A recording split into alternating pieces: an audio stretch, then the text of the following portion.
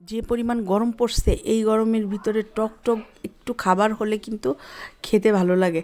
তো সেই জন্য আজকে টক দিয়ে একটা খাবার রান্না করব। আমাদের গাছের ছোট ছোট আম নিয়ে নিছি, আর নিয়ে নিলাম মুসুরির ডাল। মুসুরির ডালটা ধুয়ে একটু হলুদ, লবণ আর পানি দিয়ে প্রেসার কুকারে সিদ্ধ বসাই দিব।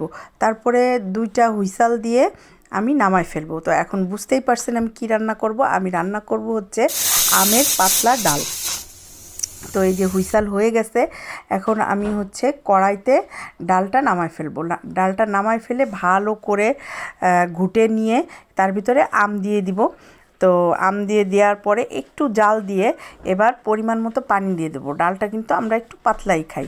তো আম দিয়ে দিছি, এবার কাঁচামরিচ দিয়ে দিলাম, আর হচ্ছে একটু লবণ দিয়ে দেবো, কারণ হচ্ছে আমে টক, সেজন্য লবণের পরিমাণ একটু স্বাদ মতো দিয়ে দিব আর কি।